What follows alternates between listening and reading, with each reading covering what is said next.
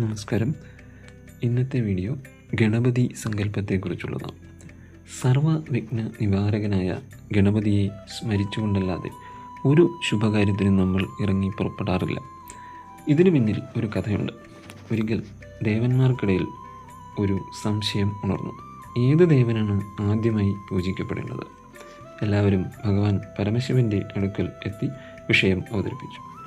ഗണേശ സുബ്രഹ്മണ്യന്മാരെ വിളിച്ച് ശിവഭഗവാൻ പറഞ്ഞു, നിങ്ങളിൽ ആരാണോ ഈ ലോകം ചുറ്റി ആദ്യം തിരിച്ച് ഇവിടെ എത്തുന്നത് അവനായിരിക്കും ഏത് കാര്യത്തിനും ആദ്യം പൂജിക്കപ്പെടുക എന്ന്. ഇത് കേട്ട സുബ്രഹ്മണ്യസ്വാമി മയിൽവാഹനം എടുത്ത് ലോകം ചുറ്റാനായി പുറപ്പെട്ടു. എന്നാൽ ഗണേശൻ ശാന്തനായി കൈകൾ കൂപ്പി ഭക്തിപൂർവ്വം തൊഴുതുകൊണ്ട് തൻ്റെ മാതാപിതാക്കളായ ശിവപാർവതിമാരെ 3 വട്ടം വലം വെച്ച് വന്നു. ഇത് കണ്ട പരമശിവൻ ഉടൻ തന്നെ തീരുമാനിച്ചു, ആദ്യം പൂജിക്കപ്പെടേണ്ടത് ഗണപതി ഭഗവാൻ തന്നെ.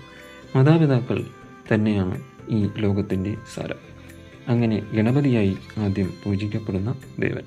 അന്നു മുതൽ ഏത് ശുഭകാര്യത്തിനും ആദ്യം ഗണപതിയെ സ്മരിച്ച് പൂജ ചെയ്താൽ അവരുടെ തടസ്സങ്ങൾ എല്ലാം നീക്കി അനുഗ്രഹിക്കണമെന്ന് ഭഗവാൻ ശിവൻ ഗണപതിയോട് നിർദ്ദേശിച്ചു. അങ്ങനെ വിഘ്നങ്ങൾ നീക്കുന്ന വിഘ്നേശ്വരനായി ഗണപതി.